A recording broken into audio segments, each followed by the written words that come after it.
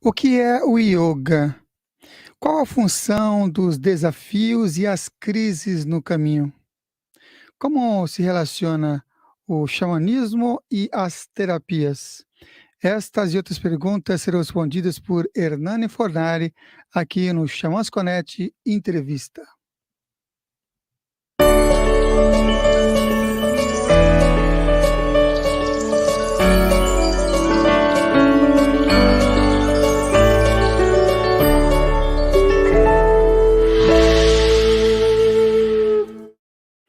Seja bem-vindo a mais uma edição do Xamãs Connect Entrevista. E me diz, de onde é que vocês estão assistindo? Coloca aqui no chat de que região que você está nos acompanhando.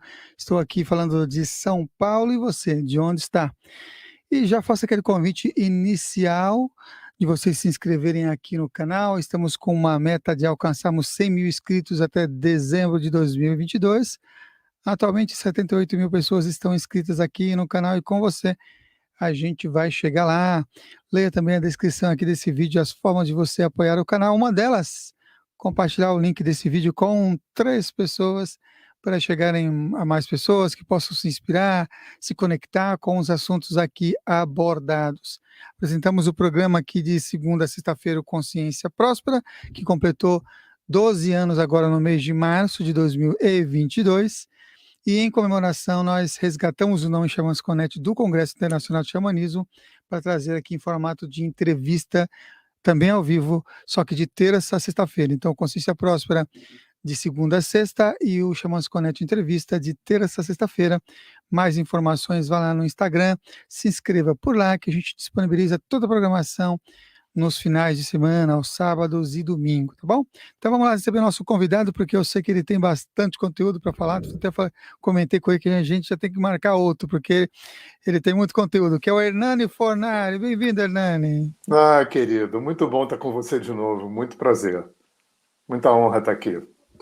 Olha, para quem está vendo aqui o Hernani, talvez pela primeira vez, e ainda não saiba, olha, tem mais de 20, tem uns 25, 28. Tem 28 vídeos aqui com o Hernani Fornari no canal, é só pesquisar que tem bastante conteúdo já que ele já trouxe e compartilhou aqui no Consciência Próspera.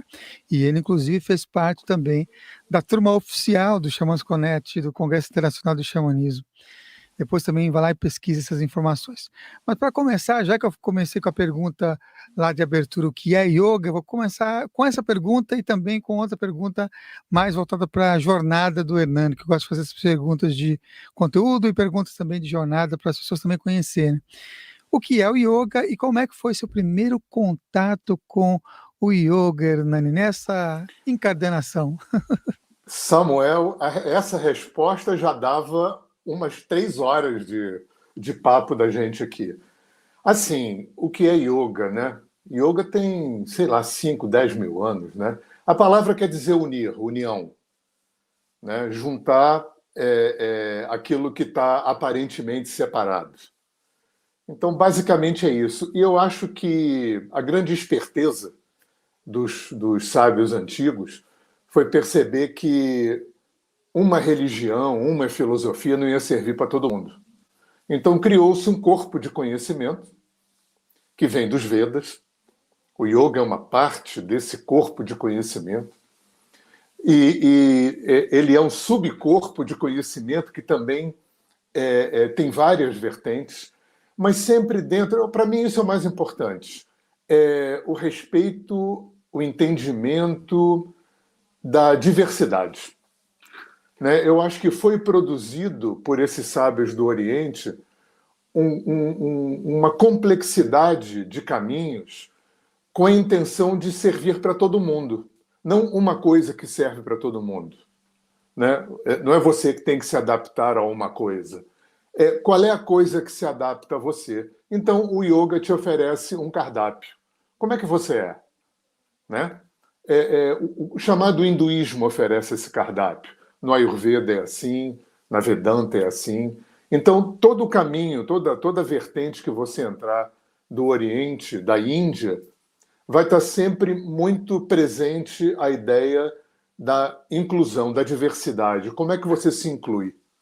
Então, por isso que tem tantos yogas, né? Porque tem pessoas que têm uma natureza mais corporal, mais física, então tem o Hatha Yoga, tem o mais meditativo, tem o Raja Yoga, tem o mais emocional, devocional, tem o Bhakti Yoga, tem o mais operativo, tem o Karma Yoga, né? Então, eu acho que yoga é um universo que pretende chegar no axioma fundamental que se contrapõe, né, ao axioma fundamental da nossa cultura ocidental cristã judaica, onde nós fomos, eu vou usar um termo pesado, onde a gente foi lavado cerebralmente com a ideia de que a gente é pecador e culpado ao nascer. E que a gente tem uma vida para construir um ser humano digno de ser aceito pela divindade. Né? Ainda tem um Satanás fungando no teu cangote, tentando melar o projeto. E isso é muito pesado. É claro que a gente não acredita mais nisso, mas a gente opera ainda, de alguma forma, emocionalmente, relacionalmente, dentro dessa premissa, que está muito embutida no inconsciente coletivo. E o Oriente vem se contrapor. Vem dizer, bom, a questão não é que a gente é pecador e culpado. Você não nasceu faltando nada. Né? Nós nascemos prontos. O nosso problema é que a gente não sabe. Esse é o grande axioma. Esse é o grande postulado. Eu não sei quem eu sou. Né? Eu não sou... Tem uma frase, eu não sei se eu vou lembrar da frase exatamente, mas eu não estou aqui encarnado para realizar aquilo que eu não sou. Eu estou aqui encarnado para desconstruir tudo que eu não sou. E eu não sou um inconsciente cheio de entulho. Eu não sou um acervo que eu trago nessa ambiência inconsciente, né, como Freud chamou, embora o conceito de inconsciente já era conhecido desses sábios do passado. Então, tudo aquilo que eu não dei conta, que eu não curei, que eu não integrei, que eu não aprendi, que eu não capitalizei evolutivamente, fica pendente no meu sistema, produzindo sintomas, produzindo... Aí o universo, né? 100% do universo trabalha para que eu descubra quem eu sou. Então, quem me separa de mim, isso é surreal, né? Então, é como se tivesse dois Hernanes aqui, dois Samuels aí. O Samuel que é um, né? Eu sou um com você, um com todo mundo, um com toda a criação, num nível inconsciente, porque eu não realizei essa unidade. E tem o Hernani que está humano, sofrendo, vivendo, realizando, nascendo, morrendo, nascendo, morrendo, nascendo, morrendo. Entre o Hernani que é e o Hernani que está, tem um inconsciente cheio de pendências, de entulho, de memória, de registro, de trauma, de um monte de coisas que vem dessa minha vida presente, que vem das infinitas vidas passadas, que vem dos infinitos ancestrais que eu trago presentes no meu DNA, está aqui, ó, na minha pele, no meu DNA, a biologia, né, na epigenética, já sabe que a gente não carrega no DNA só a informação de cor de olho e altura do corpo, cor de pele. A gente carrega informação de comportamento, informações emocionais, espirituais dos nossos ancestrais. Então, tudo que não foi integrado, tudo que não foi aprendido, curado, capitalizado evolutivamente, venha dessa vida, venha de vidas passadas, venha dos nossos ancestrais, venha da interação extremamente complexa que eu faço com o inconsciente coletivo, com o campo mórfico planetário, está tudo presente em mim. É como se fosse um véu, né, de pendências que separa o Hernani que é do Hernani que está. Então, o yoga, finalizando a resposta, né, é a união daquilo que nunca esteve separado. Eu acho que esse é o grande paradoxo, a grande pegadinha que as culturas antigas vêm trazer para a gente. Eu já sou quem eu estou buscando ser, eu já estou no lugar para onde eu estou me encaminhando, e aí entra o paradoxo do Siddhartha, né, que é deliciosamente complexo. Não foi porque eu caminhei que eu cheguei, mas se eu não tivesse caminhado, eu não tinha chegado. Então, eu acho que, né, o yoga é um dos caminhos para que a gente possa descobrir quem a gente é. E a segunda parte da pergunta é como é que você tomou conhecimento e começou a prática do yoga. nesse estar Hernani Fornari? Então, Samuel, nessa vida, porque as outras eu não me lembro, aos 18 anos eu tinha um amigo surfista, estava conversando com alguém do meu passado essa semana sobre isso. Eu tinha um amigo surfista que fazia yoga no Aterro do Flamengo, no Rio de Janeiro, no começo dos anos 70. E ele conheceu a macrobiótica. Então foi através dele que eu fiz os meus primeiros experimentos com yoga e que eu fiz os meus primeiros experimentos com, com alimentação, quer dizer, com essa cultura que estava desaguando, né, no mundo naquele momento, que era a cultura alternativa, a cultura aquariana, né, tudo isso que hoje a gente chama de holístico, de sistêmico, de transpessoal, né, de quântico, essa coisa toda, começou ali num pós-movimento hippie. E aí eu fui embora nessa história.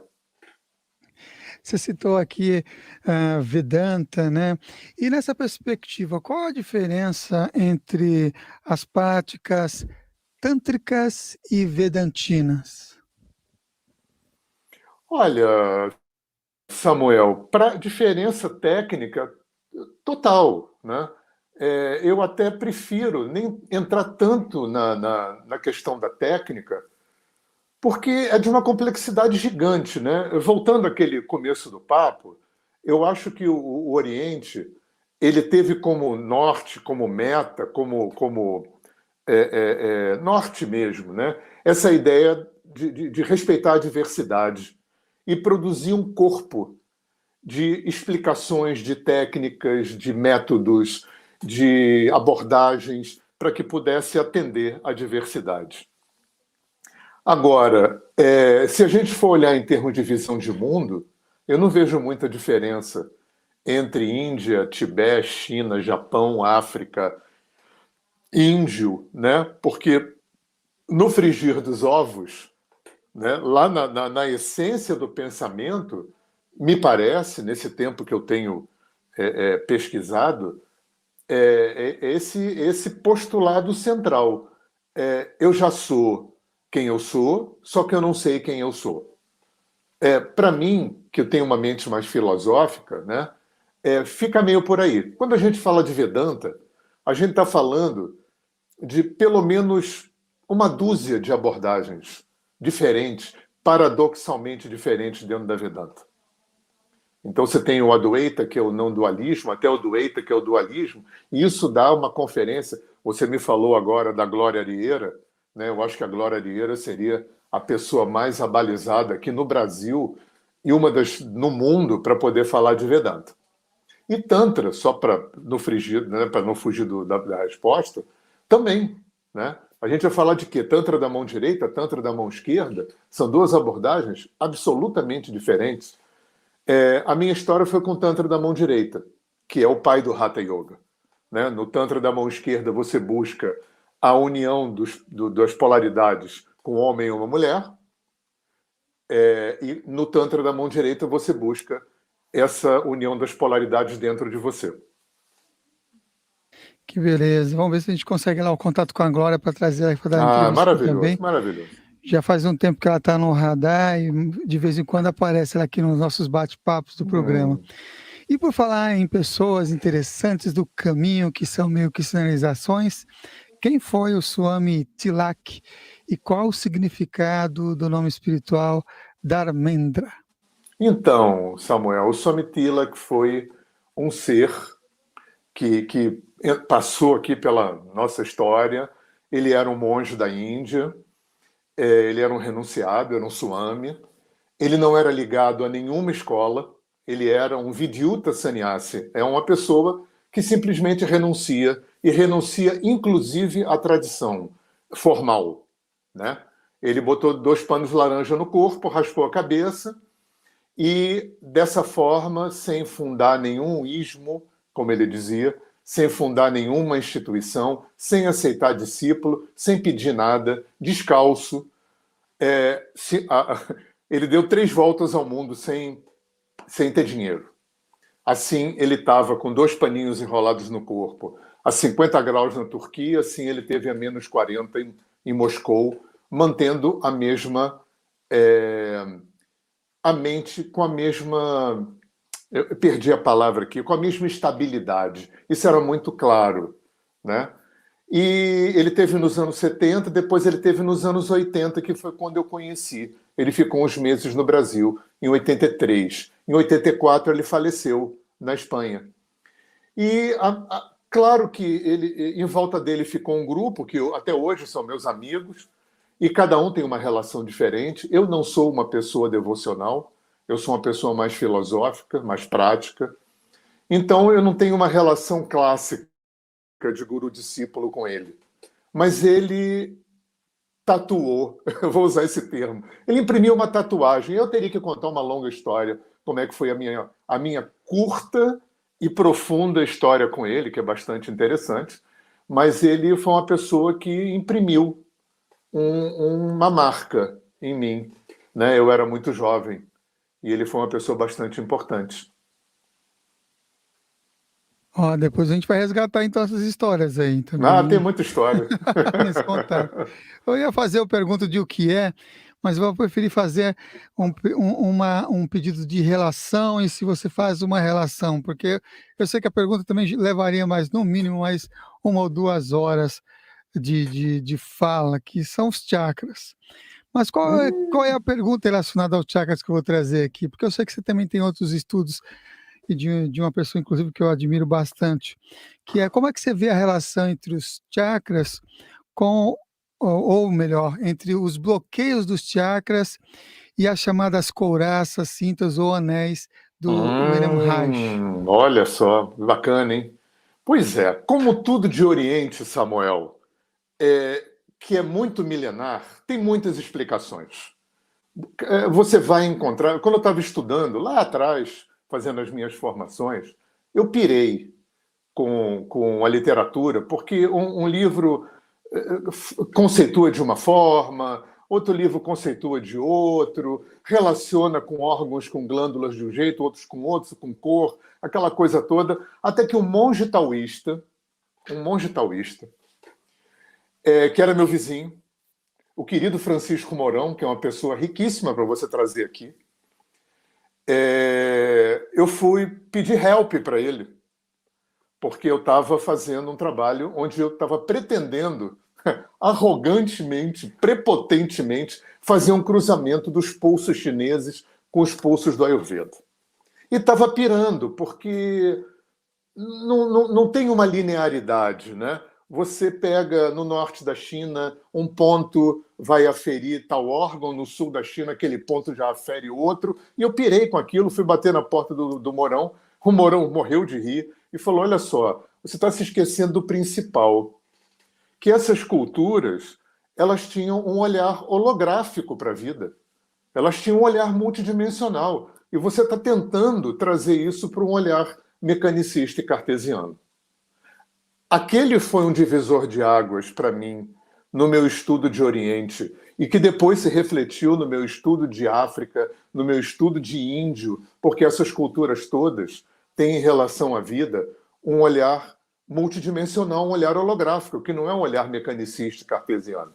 Então eu aprendi chakras com outra pessoa, que é uma pessoa que você deveria trazer aqui, que é o Paulo Murilo Rosas. O Paulo Murilo Rosas foi o cara que trouxe o Dakshina Tantra, o Tantra da mão direita para a América do Sul. Ele foi marido da Glória Arier. Ele bebeu da Vedanta de Glória Arier e do mestre dela, o Swami Dayananda. E foi com ele que eu aprendi que os chakras são estruturas holográficas. A gente vê no livro, em 2 dimensões, aqueles desenhinhos ali, né? A gente tem logo uma ideia que tem uma sequencialidade. Não tem. Né? Os chakras são estruturas arquetípicas. São estruturas míticas, holográficas, de uma complexidade, uma profundidade quântica. Quântica. Então, eu aprendi com Paulo que, por exemplo, a gente não fala energizado ou desenergizado. A gente fala se o chakra está em hiper ou hipofunção.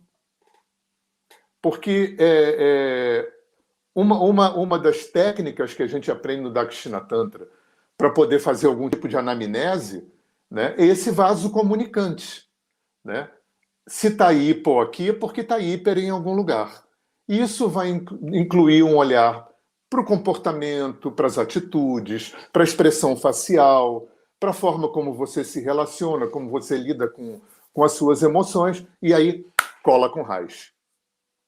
Eu não sei se o Reich bebeu do Oriente, até onde eu li, eu acho que não.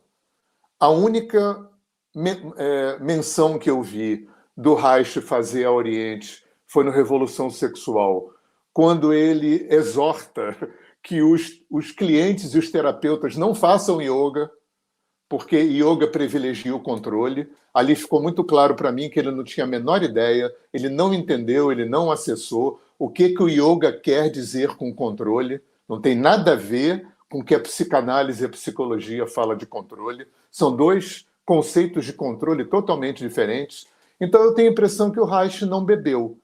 Como eu acho que esses caras são ligados no inconsciente coletivo, né? Esses caras que fazem diferença, Freud, Reich, Marx, Gandhi, Einstein, eu acho que esses caras são grandes médios, né? Mini avatares. Eu acho que ele captou do inconsciente coletivo, e quando você vai fazer uma ponte entre chakra e coraça, pô, bate pra caramba. Super bate.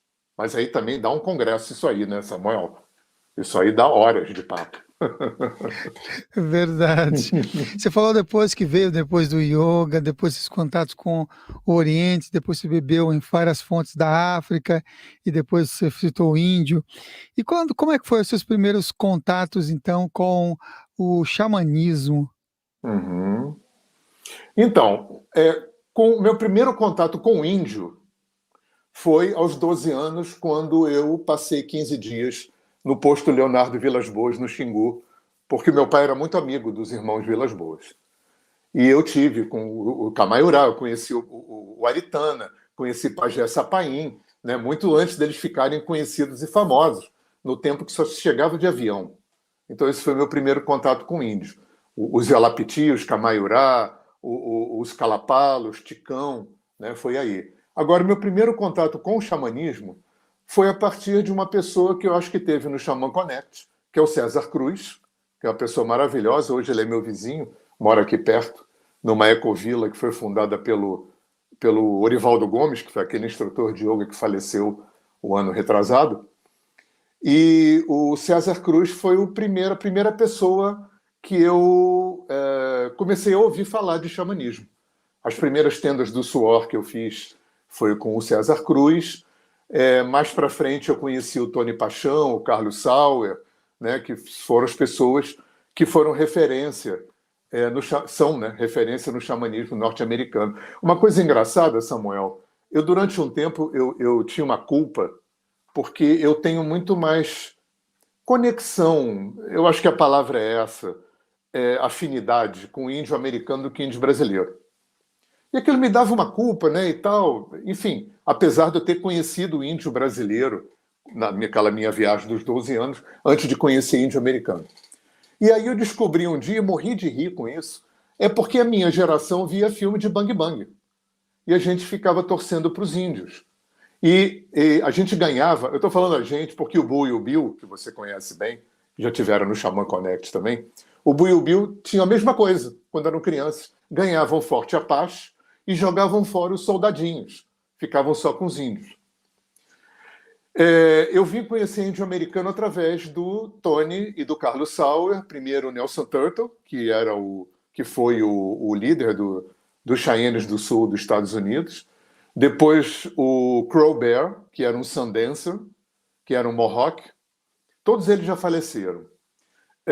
Depois o Dennis Banks, um Ojibwe também super famoso, gravou disco com Kitaro, fez várias viagens a pé, de costa a costa, fazendo política indigenista. E, por fim, um querido, né, índio americano, um Lakota chamado Vernon Foster, que mora no Brasil, aqui em Itaipava, e que casou com a querida Adriana Ocelot, e hoje eles desenvolvem um trabalho de xamanismo Lakota Azteca, aqui fazendo Busca da Visão, que é um projeto que eu estou gestando dentro de mim, de fazer uma busca da visão, e agora eles vão fazer o primeiro Sundance. Eu acho que o primeiro Sundance aqui no Brasil. E o Bull e o Bill, inclusive, vão dançar. Olha aí que beleza. Você falou do César Cruz, seu quase vizinho, seu vizinho aí. Teve aqui semana retrasada e no mês passado tivemos o Vernon Foster e a Adriana Ocelotti também Ah, aqui com a gente, inclusive falando da Sundance e a Ocelotti falando sobre a dança da lua. Foi isso aí. isso, os temas também abordados aqui. Bu e Bill, depois eu vou falar com eles para ver se eles, como é que tá Não a é? internet deles também, para ver Não, se tá eles conseguem bacana. fazer. Tá bacana? Tá Depois eu bacana. chamar ele para vir aqui. A A fibra segunda ótica chegou aqui na roça já. chegou, olha que beleza. Chegou! Isso foi uma Muito bom, mágica. muito bom. Aí sim, hein? Porque para quem não sabe, antes para falar com Bu e Bill e para falar com o Hernani era sinais de fumaça, a forma Sinais de mais fácil fumaça. Pombo de correio. comunicação. Era por aí.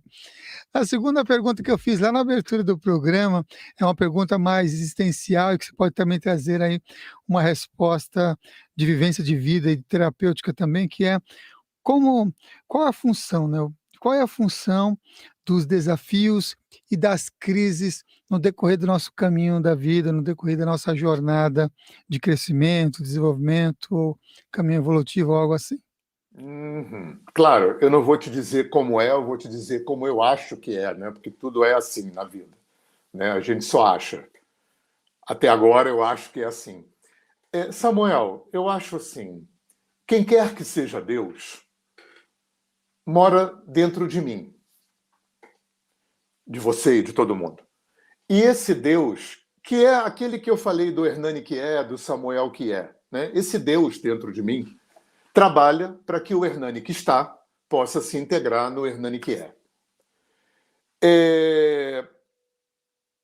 Muitas formas o universo usa para poder fazer esse trabalho, né? Eu não acredito em força involutiva, eu não acredito em luta do bem contra o mal, eu não acredito em nada desse tipo de conceito. Eu acho que 100% de todo o universo trabalha pela sua expansão.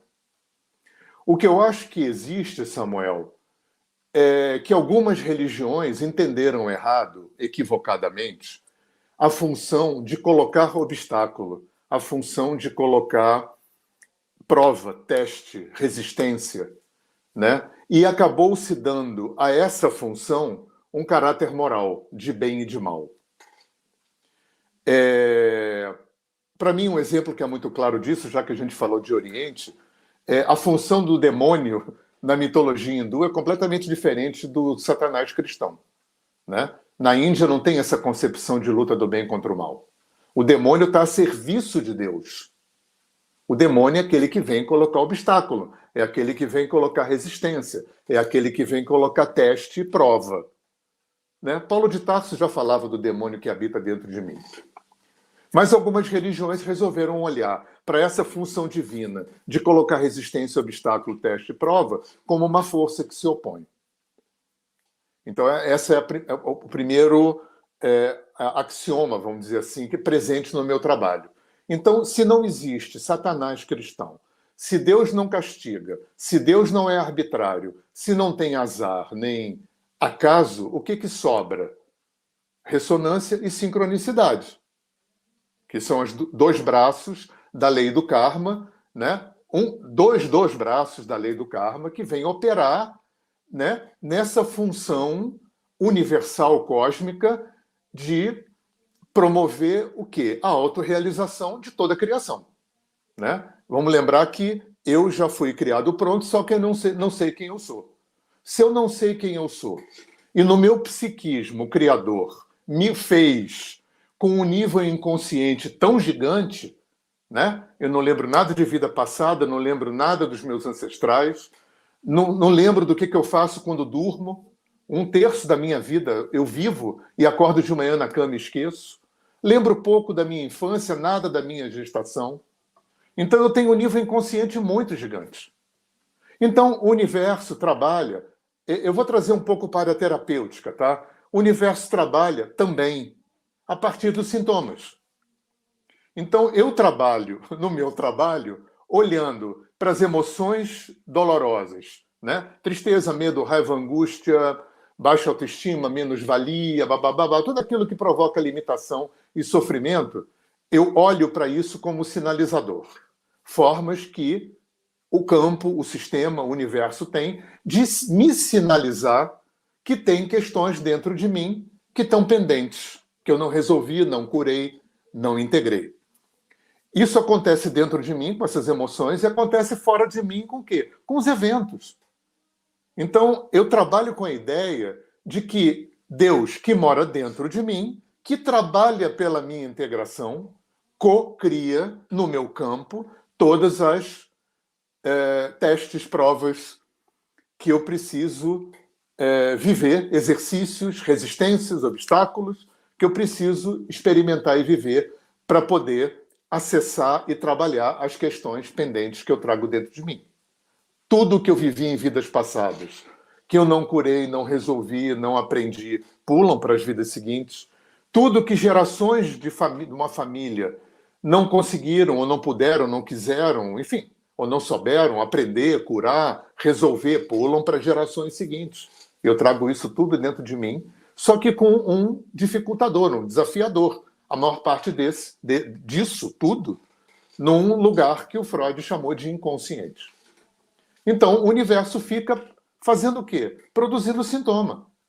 E os sintomas, como eu falei, as emoções que produzem sofrimento e limitação. E os eventos externos, vou falar do ruim, né? É claro que tudo isso funciona para o bom também, para o bem, mas ninguém procura terapia para tratar o que está bom, né? Então vamos falar do lado que provoca limitação e sofrimento. Doença, traição, acidente, decepção, frustração, tudo isso é co-criado no meu campo por mim que é, para que o mim que está, né, possa acessar, entrar em contato e trabalhar essas questões pendentes, cuja maior parte estão nesse nível inconsciente.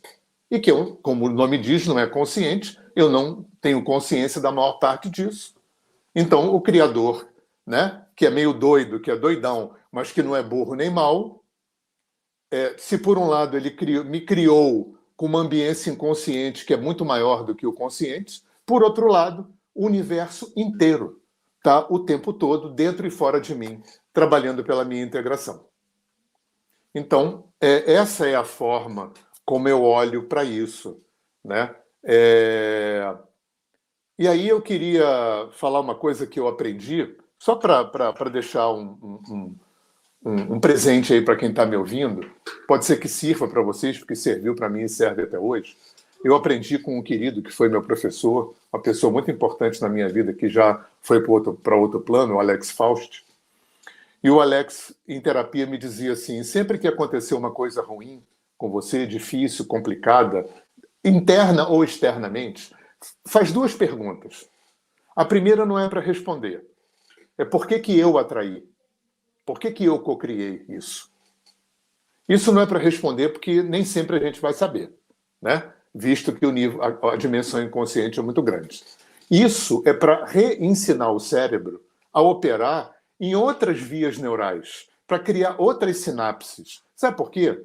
Porque essa coisa que eu falei lá atrás, que a gente foi lavado cerebralmente, porque a gente nasceu culpado e pecador, isso imprimiu na relação que a gente tem com a gente, com os outros e com a vida, culpa. A culpa é um pilar central da forma como a gente lida emocionalmente com a gente e com o outro. E com a vida de uma forma geral. Então isso é para ressignificar, demolir, né, esse pilar de culpa. Eu sou co-criador e responsável pelo meu caminho. A segunda pergunta é para tentar responder. O que eu tenho que aprender? O que eu tenho que exercitar, me desapegar, melhorar, curar, né? Aquilo que o que eu co-criei está se apresentando para mim. Então, Samuel, eu acho que, assim, resumindo muito, eu não sei se vai direto na resposta, mas é porque isso é muito complexo, né? Um assunto Sim. muito longo, tá? Uhum. Você sabe que quando você estava comentando, eu lembrei de uma passagem do Mahabharata que estava falando sobre, inclusive, sobre essas forças, né? Que tinha a serpente, a Vasuki, e aí de um lado tinham os Asuras e do outro lado tinha os Devas, e eles tinham que puxar então a Vasuki, a serpente, alternadamente, harmoniosamente, alternadamente, para que aquela montanha batesse lá o oceano de leite, o Amrita, esse néctar ou essas águas da vida. E é bem conectado isso com o que você acabou de trazer. E eu lembrei de outra coisa também, que a gente até fez programa aqui relacionado a isso, o Mahalila, vendo a vida no processo de um jogo divino, disso que você falou, né, dessas forças evolutivas da qual a nossa consciência vai aprendendo, desenvolvendo, bem de encontro com essa segunda pergunta, né? O que é que eu tenho que aprender com essa situação do meu agora, da É isso aí. situação que vivi agora, desse momento presente, né? E bacana, Samuel, você trazer o Mahabharata e a Vasuki, porque mais para frente isso vai se repetir de novo na conversa de Arjuna com Krishna, ali no meio do campo de batalha. Então você tem os inimigos e os amigos, né, os Pandavas, que seriam a luz, a consciência, e os Kauravas, que são a sombra. E Krishna fica instigando Arjuna a fazer o quê? A iluminar essa sombra, né? A função da sombra não é apagar a luz. A função do mal não é destruir o bem. A função do mal é se transformar em bem. A função da sombra é voltar a ser luz. Tanto que os Kauravas todos, os mestres de Arjuna estavam lá. Então não era o mal que estava lá, era a sombra. Isso é muito diferente. Então o que Krishna instiga Arjuna ali é para que Arjuna tire essa venda do olho dele e enxergue que tudo isso é uma lila, né? Que na verdade ele matar, não matar, ele tinha que cumprir o dharma dele. E o dharma dele era fazer com que aquela sombra toda voltasse a ser luz na consciência dele, né? Bacana você trazer o Mahabharata. Muito bom. Deixa eu trazer aqui mais uma pergunta, que é a pergunta inicial também lá da abertura, porque a gente pelo menos já cumpre já o prometido, para Oba! não ficar aquele clickbait lá que a gente falou que ia fazer e não fez, porque passa muito rápido aqui. Então, a terceira pergunta que eu fiz lá é a relação entre o xamanismo e a terapia. E eu vou somar com mais Uhum. uma, porque eu sei que também é um carro-chefe atualmente no seu trabalho, que é o alinhamento energético. Ele pode ser considerado também uma técnica, uma metodologia xamânica? Bacana a pergunta, Samuel. Como eu não sou, eu vou usar um nome engraçado, como eu não sou xamanista, eu não sigo nenhuma tradição, eu não pertenço a nenhuma tradição, né? Eu sou muito aquariano, nem no mundo oriental. Eu nunca fui de nenhuma instituição, né? Mesmo o Somitila, que passou na minha vida, não tem uma relação clássica de guru-discípulo, né? Eu sempre preferi ter a liberdade, a autonomia e a independência para ter um olhar um pouco mais sistêmico, um pouco mais panorâmico para as coisas. Eu acho que quando a gente segura uma bandeira ou veste uma camisa, a gente corre esse risco de perder um pouco o olhar panorâmico. Para mim, em relação a xamanismo, em relação à África, em relação ao Oriente, o que me interessa fundamentalmente, o que eu trouxe para a minha terapia, não é cerimônia, não é técnica, não é roupagem, não é música, não é nada externo, né? Eu sempre procurei entrar no espírito da coisa. E quando o Aloysio Delgado Nascimento, que foi um agrônomo e farmacêutico, que nasceu aqui em Volta Redonda e faleceu em 2002 em Curitiba, andou 10, 15 anos no meio dos índios, inicialmente por uma questão de interesse fitoterápico, mas ele era um grande sensitivo. O que interessou o Aloysio, né? Já que ele não era índio, nem era xamanista, né? Não sei se esse nome nem existe, ele experimentou, tomou todas as plantas, experimentou os rituais, as cerimônias, mas não foi o foco dele. O foco dele foi a perspectiva de que o sexto sentido, de que a mediunidade, além de abrir uma possibilidade de acessar o mundo dos mortos, acessar o mundo dos desencarnados, né, como o Espiritismo e a Umbanda fazem muito bem, né, de acessar as forças da natureza, como os africanos e os índios fazem muito bem. O que chamou a atenção do Aloísio, e que ele criou o alinhamento energético em função dessa perspectiva, é que a mediunidade, a percepção extrasensorial, a paranormalidade, a sensitividade pode servir como uma ferramenta extremamente potente e eficiente para abrir uma via de acesso ao psiquismo humano para trabalhar a mente e as emoções. Ou seja, o Aloísio pegou o néctar, o la crème, do que ele via os pajés trabalhando, né? Ele contava que eu não conheci, eu entrei no trabalho 1 ano depois que ele faleceu, mas ele contava que uma coisa que ele via, independente das etnias, independente de tudo, o índio, quando vinha doente, o pajé atendia com pajelança, com maraca, tambor, canto, dança, erva, fogueira, tudo. Que a gente conhece bem, que você conhece melhor do que eu. Mas que o pajé sempre ia fazer uma prospecção com o que era um sexto sentido ao que seria um psiquismo, não dessa forma elaborada que eu estou falando. E ele viu tanto isso que, enfim, né, tem outras histórias que o Aloísio viveu que compuseram, né, esse movimento dele criar uma terapia que é o alinhamento energético, que é uma terapia que não tem ritual, não tem nada. É uma terapia de consultório, terapeuta, sem imagem, sem ritual, sem cerimônia, sem nada, né?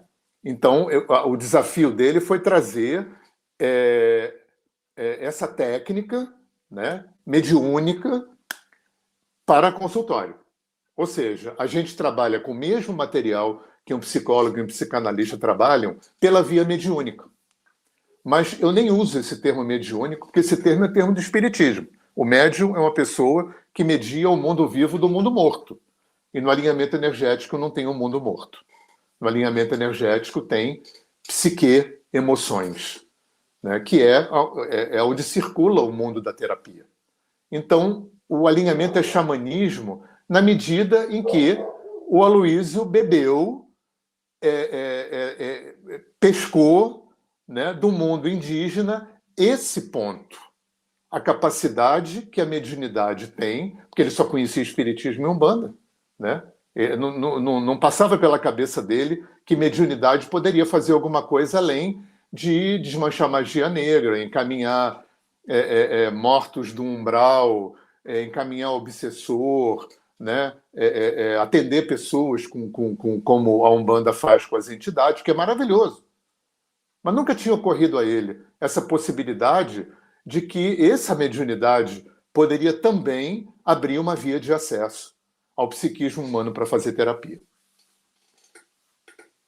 Deixa eu aproveitar que tem as pessoas aqui ao vivo, quero deixar registrado também aqui no vídeo a presença de vocês saberem que nós não estamos apenas eu aqui em São Paulo e o Hernani na roça, na região do Rio de Janeiro, né? Olha aqui, a Cristiane está por aqui, fala: olá, Samuel e a todos, estou no serviço em Floripa e ligada no canal, já estava aguardando antes de começar, ó. Que beleza, Cris. A Rosimeire também por aqui, a Cristiane mandou um arro, olha, a Sheila Gomes também, olá, Hernani, boa noite. Boa noite. Eu queria, só uma curiosidade, desculpa, assim, só para... eu ganhei 2 presentes aqui na roça. Eu moro entre a Aldeia do Sol, Buibil, e eu moro ao lado do centro de Vipassana. Então, esse foi um grande presente aí que eu ganhei da vida. Tá vendo, ó, conexões aí. Como o tema de hoje, espiritualidade oriental e xamânica. Tá bem aí, de um lado e de não outro. Não é? Do lado e de outro. E para quem não conhece lá a Aldeia do Sol, vai conhecer, lindíssima energia. E Buibil é a simpatia em pessoas, né? Pessoa. Muito. demais. A Gabriela Corrêa mandando um arro, Hernani. Arro! A Alcebiades também, lá de Fortaleza, Ceará, mandando uma boa Oh, que noite. beleza, boa noite. A Márcia de Vinhedo também mandando boa noite. Patrícia de Peruíbe Opa, também por aqui. salve. Osana Leal de Belo Horizonte também por E aqui. Minas Gerais. Minas Gerais. Olha, esse sotaque lembra dos CDs. Depois procure os CDs do Hernani. Isso aí. Ai, olha aqui, achei, foi uma alegria ouvir o Hernani. A doutora Genevieve desejando boa noite a Boa todos. noite. Monad Clement, mulher Monad, medicina, querida, lá de Dourados. Dourados, Mato Grosso do Sul, está por aqui Ah. também. E ela comenta aqui, Hernani, meu mestre do alinhamento energético. Ela já comenta aqui. A Isabela Wagner fala assim, Hernani, saudades de ouvir você. Ah, querido, um beijo. E o Júlio, acho que faz uma pergunta bem extensa, deixa eu ver aqui. Boa noite a Vamos lá. todos. Júlio, 55 anos, Paraná. Está no Paraná. Como eu não sei quem eu sou, esqueci meu motivo nessa encarnação, pede dicas para descobrir missão, propósito de vida nessa encarnação. Ele continua. Minha maneira como olho a vida tem relação com os meus ancestrais, pelo menos nas últimas 7 gerações passadas ou de encarnações passadas. Beijo no coração de todos. Comenta em formato meio que de pergunta aqui o Júlio. Ah, sei lá, vai fazer constelação, né? Vai entrar em contato aí com essas memórias dos ancestrais, né? Eu me lembro de uma coisa, eu falei do Alex Faust, desse terapeuta, das duas perguntas. Ele falava uma coisa muito importante. A única coisa que a gente não pode fazer é não fazer. Não, a gente não pode parar de tentar, de se buscar, de procurar. E aí eu me lembro muito do Dom Juan do Castaneda, Caminho do Coração. Usa o coração, usa a intuição como um norte para não parar de buscar, né? Tudo na vida tem prazo de validade, tudo, nada é bom para tudo, para todo mundo o tempo todo. Então a gente não pode parar de procurar. Fui. E você falou sobre constelação, e a gente agora há pouco estava falando sobre o Oriente, Mahabharata, essas conexões mais indianas, hindus e tal. E eu vou trazer aqui 2 termos que eu acho que vai ter também bastante ponto de reflexão para você trazer, que é os registros acásticos e os campos morfogenéticos, os campos mórficos, e como é que você vê esses termos, né? E como que ele está atuante na prática dentro de uma constelação, dentro de uma prática Hum. terapêutica. Olha, Samuel, eu não sou exatamente um especialista nisso. Para mim é tudo sinônimo. Para mim, inconsciente coletivo, registro acástico e campo mórfico, para mim é a mesma coisa. Talvez registro acástico, que é o campo, que é o conceito que eu conheço menos, talvez ele tenha uma amplitude maior, talvez, do que inconsciente coletivo. Quando eu leio Sheldrake, para mim a impressão que eu tenho é que o Sheldrake releu a teoria do inconsciente coletivo do Jung à luz da biologia. Agora, registro acástico, embora tenha sido o conceito que eu acessei primeiro, né, porque eu sou da geração que leu Lobsang Rampa, que era o Paulo Coelho dos anos 70. Então, o Tibete fala muito de registro acástico, né? No Ayurveda, na Vedanta, a caixa é o espaço, é o éter, né? Então, o registro acástico, eu acho que é essa mente, né? Eu acho que, na minha fantasia, eu acho que tem uma sobreposição macro, do micro para o macro, de registros, né? Deve ter o registro acástico daquela família. O Hellinger falava um pouco isso, né? Daquela cidade, né? Do planeta, do sistema solar e por aí vai, em termos de dimensões de memória, que no fundo é memória. No fundo é memória. Então, eu chamo de campo, né? Eu acho que tem uma coisa que eu falo para os meus alunos de alinhamento: o campo é soberano. Né? Quando você entra numa sala de aula, quando você entra no consultório, se precipita, porque essa inteligência está aqui. Né? Isso é anímico. Né? A gente compartilha o mesmo espírito. Toda a criação é consciente e inteligente. Mas aquela frase de Jesus, quando 2 ou mais, né? Para mim, a primeira frase de física quântica assim, do Ocidente, se precipita essa inteligência. Então, eu acho que os terapeutas, principalmente os terapeutas holísticos, transpessoais, sistêmicos, nós somos servos. Né? Nós temos que nos habilitar, aí no caso do alinhamento a gente se habilita desenvolvendo esse canal sensitivo, para quê? Para servir a esse campo que tudo sabe. Porque o que está aqui, né? Isso é fenomenologia.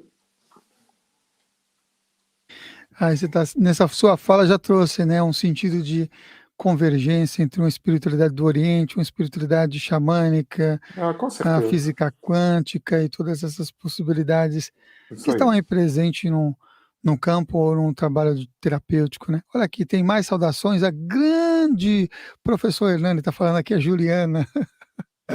Querida, um beijo. A Luciana também, Luciana Camargo fala assim, pô, todas as nossas relações, está por aqui também. A Rome está com essa. O Egner, parabéns pela live, também está O Egner, agradecendo. querido, um beijo para você. Egner, olha aí. Agora há pouco a gente estava falando sobre esse desenvolvimento, né? Que dentro do trabalho, por exemplo, nessa imersão que capacita, que traz as pessoas a desenvolver, a despertar essa sensitividade dentro do alinhamento energético, né? E você citou lá atrás também essas potências mediúnicas, né? Uhum. E aí a gente pode trazer até uma outra palavrinha, já que a gente está falando de Oriente, que são os SIDS, né? Uhum. A relação desse. Então, no alinhamento energético, de certa forma, tem isso. Pergunta boa. O pessoal do yoga às vezes me dá umas enquadradas. Olha só, até onde eu entendi, SIDs são poderes que não são inerentes ao ser humano e que são adquiridos mediante treinamento. Tanto que quando a gente estuda Yoga Sutra, aquilo é surreal. O Patanjali leva um capítulo inteiro te ensinando como você fica pequenininho, como você fica enorme, como você atravessa a parede, como você levita, como você adivinha o passado e o futuro. E no fim ele fala assim, olha, foge disso tudo, que isso aí atrapalha o caminho espiritual. A mediunidade, ela é inerente ao ser humano. A mediunidade é o nome que a gente dá para um cardápio, um leque. Né? É um sentido, gente. O problema é que no nosso mundo ocidental, a igreja, enfim, esqueceu, ou não quis saber, ou sentou em cima, ou desconheceu, deliberadamente ou não, que o homem, além dos 5 sentidos que a gente aprende na escola, a gente tem um sexto. Que índio careca de conhecer, chinês, tibetano, japonês, africano, construíram uma cultura, uma espiritualidade, uma psicologia, uma filosofia, considerando, entre outras coisas, que o ser humano tem 6 sentidos. E assim como a gente pode especializar os 5, né? Você pode especializar a tua boca, né? O teu paladar, para ser provador de vinho, provador de café, ou um orador, né? Cada sentido você pode especializar o teu olfato para trabalhar numa fábrica de perfume em Paris, ou, enfim, para conhecer o perfume das flores, ou para respiração. O 6º sentido também. Então, o Espiritismo especializa o 6º sentido para abrir uma via de contato com os mortos. O alinhamento energético especializa o 6º sentido para fazer terapia. A constelação familiar especializa o 6º sentido, embora isso não seja explicitado, né, para fazer aquele trabalho sistêmico familiar. E por aí vai. Agora, SIDs não. SIDs são poderes que você adquire mediante treinamento.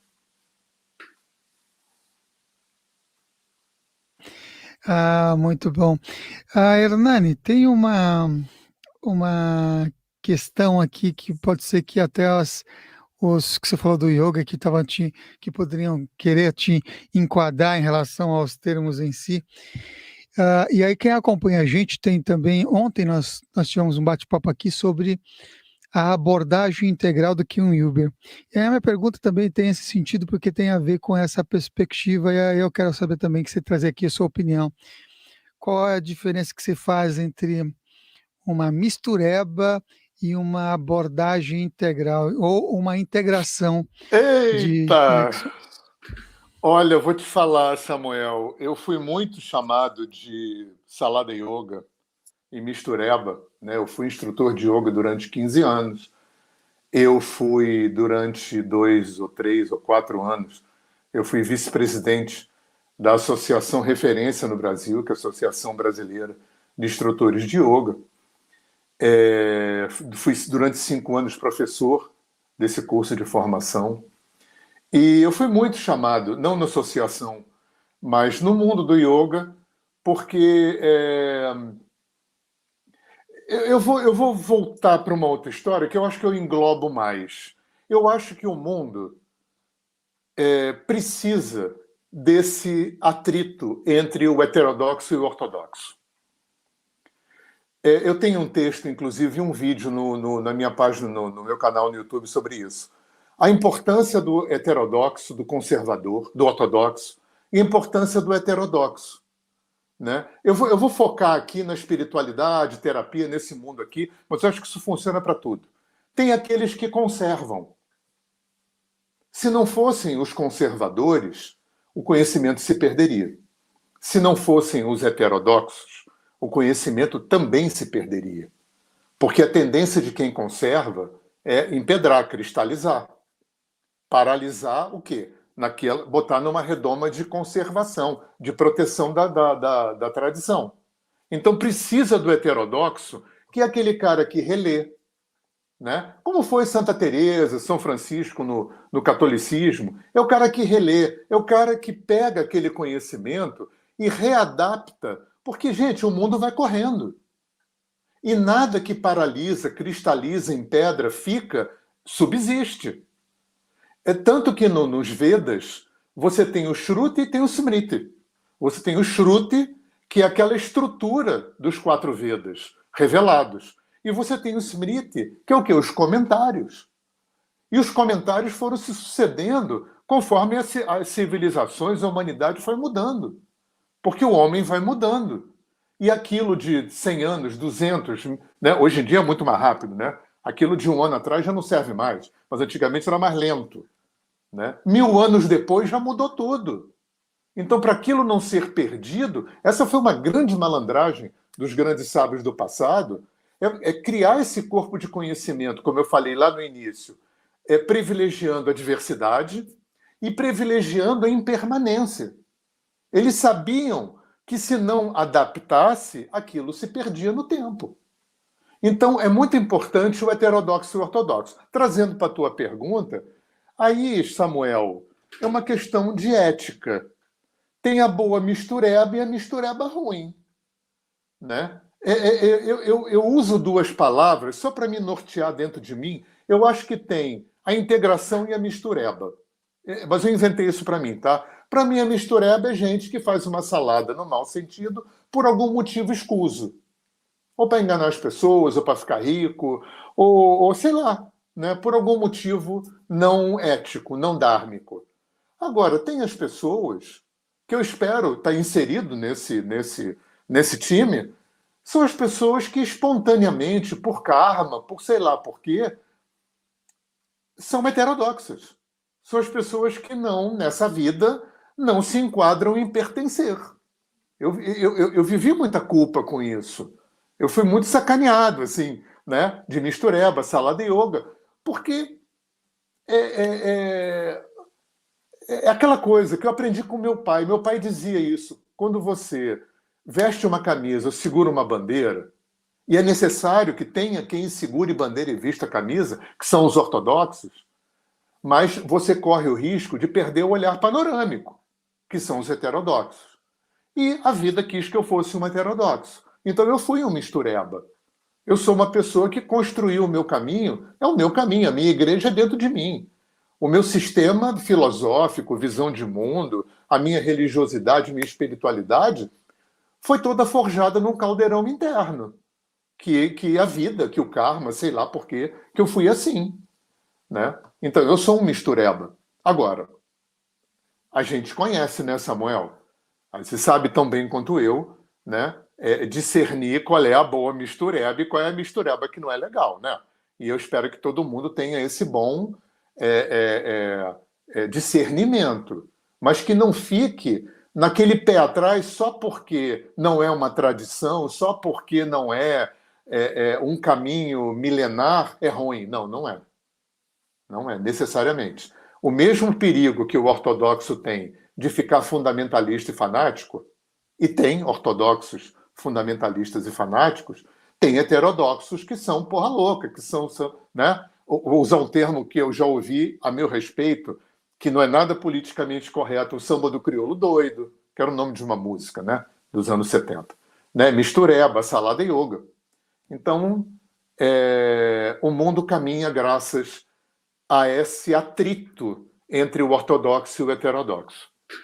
Muito bem, aí você trouxe na sua fala 2 símbolos muito interessantes quando se fala de cultura dos povos originários e também, notadamente, um caminho céltico, nórdico também, que é essa história do caldeirão e da espada, né, que tem tudo a ver com essa perspectiva que a gente pode associar, inclusive, com aquele livro do Newton Bonder, Alma e Moral, que fala da Aquilo tradição e traição, que são esses aspectos que também traz uma reflexão interessantíssima desse livro movimento. de cabeceira.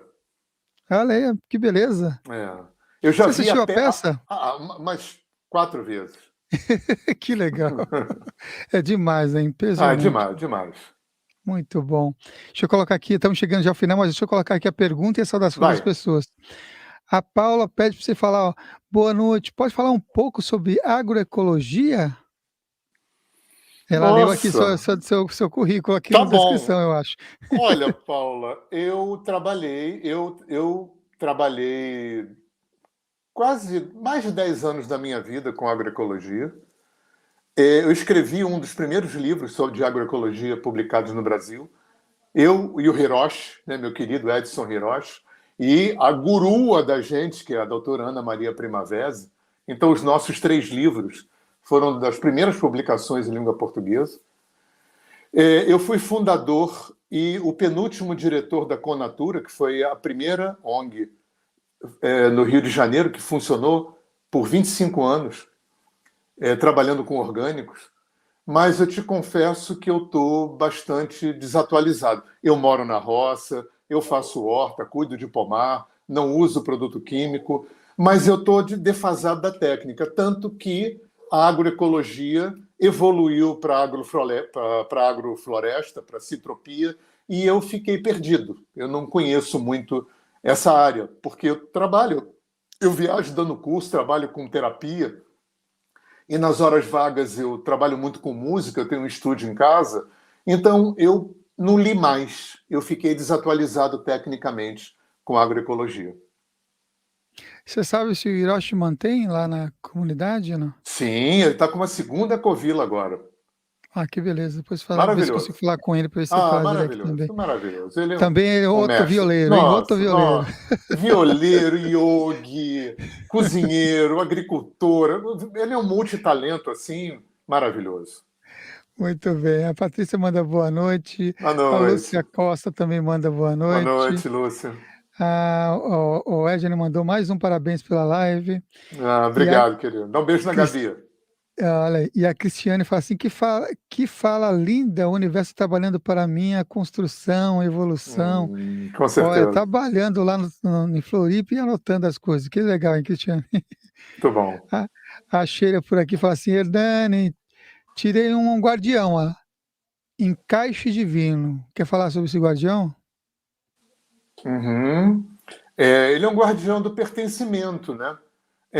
Com que qualidade você se autoriza a se inserir no coletivo, colocando você, os teus talentos, tuas vocações, com que qualidade de autoestima, de alto valor, de amor próprio, de poder pessoal você se insere no coletivo? Muito bem. Olha aqui, a Cristiane fala, somos sim xamãs, acreditamos na sinceridade em outras passagens por aqui. Hoje estamos vibrando cura e amor, e mandou um arro. Arro. A Patrícia também mandou um arro. Arro. E fala assim, live maravilhosa e gratidão. A Val Gomes fala, boa noite, é sempre um prazer ouvir esse grande mestre. Ah, boa noite, Val. E a Márcia fala assim, ó, sou mistureba. Muito bem, para fazer um gancho aqui na fala da Márcia, se vocês curtem também essa diversidade de conteúdos e informações, se inscreva aqui no canal. E se você já gostou desse nosso bate-papo aqui com o Hernani, curta também e compartilhe com outras pessoas. A gente está chegando já aqui ao final desse programa. A gente vai marcar um outro. Vamos Não, colocar estou à disposição. uma regularidade aqui de 3 em 3 meses, mais ou menos, ver a agenda do Hernani, que viaja aí Aí. pelo Brasil afora, para a gente conseguir encaixar aqui para estar aqui com a gente, tá? A Juliana fala assim, que clareza e sabedoria, gratidão, professor Hernani. A Juliana de Obrigado, Porto Ju. Alegre, Rio Grande do Sul, também Ah, por Ju, aqui. uma querida, um beijo para você. E muita gente comenta, também sou mistureba, também sou mistureba. Vou ficando por aqui e Ah, vou muito pedir, bom. agradecendo mais uma vez ao Hernani, pedindo para ele deixar então a mensagem final, antes da gente subir aqui a vinheta de encerramento do programa. Agradeço a todos vocês que nos acompanharam. Ó, vou estar daqui a 15 minutinhos, 20 minutinhos, com o programa Consciência Próxima. Se você quiser também, estaremos por aqui. Hoje com o Valdemar Falcão. Ah, querido Valdemar, grande Valdemar Falcão. Muito bem. Então, Samuel, bom, gratidão antes de mais nada, né? Gratidão a você, gratidão pelo empreendedor que você é. Eu conheço a tua luta, eu conheço um pouco dos bastidores do teu caminho e tenho uma admiração imensa por você. E me sinto muito honrado em merecer estar no teu time, tá? Estar aqui junto, compartilhando com vocês. E quem quiser saber mais de mim, bota Hernani Fornari no Google, você entra no meu site.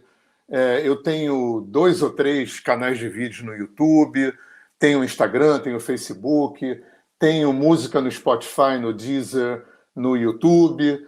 Eu disponibilizo gratuitamente os meus e-books. É só você me mandar um WhatsApp, um e-mail, um inbox no Instagram, no Facebook, eu mando os meus e-books para você, tá? E gratidão, gratidão, gratidão, gratidão. Namastê, Ahome Takoyasin, Saravá, Axé. Isso aí.